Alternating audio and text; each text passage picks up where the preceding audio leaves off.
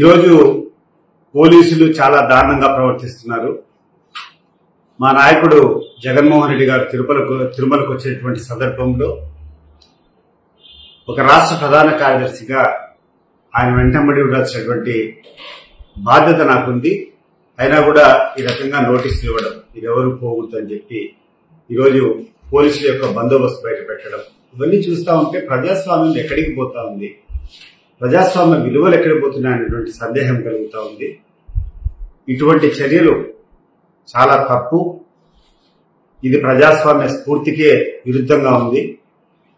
ఎన్ని ఇటువంటి అవాంఛనీయమైనటువంటి సంఘటనలు చేసినా, ఎంతమంది నిర్బంధించినా కూడా నిజం మాత్రం దాచిపెట్టేటువంటి పరిస్థితులు ఉండవు. నిజం బయటికి వస్తుంది. కడిగినటువంటి వజ్రం మాదిరి జగన్మోహన్ రెడ్డి గారు బయటకు వస్తారు. ఎందుకంటే ఈరోజు చంద్రబాబు నాయుడు గారు చేసినటువంటి వ్యాఖ్యలు ఎక్కడ చూసినా కూడా హాస్యాస్పదంగా ఉన్నాయి.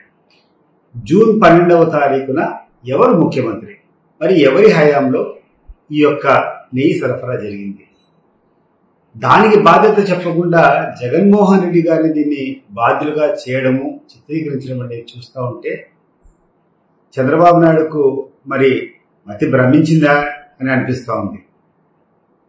ఈరోజు అనుచితంగా ఆయన చేసేటువంటి కొన్ని వ్యాఖ్యలు రాజకీయ స్వార్థంతో జగన్మోహన్ రెడ్డి గారిని ఇబ్బంది పెట్టాలని చేసేటువంటి కార్యక్రమాల వల్ల ఈరోజు టీటీడీ బోర్డుకే తీవ్రమైనటువంటి ప్రతిష్ట భంగం కలిగేటువంటి పరిస్థితులు ఏర్పడినాయి.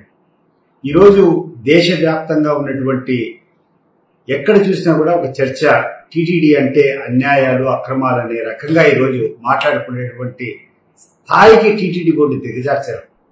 వాస్తవంగా టీటీడీ బోర్డు కంటే ఉన్నతమైనటువంటి బోర్డు నేను ఇంతవరకు భారతదేశంలో చూడలేదు.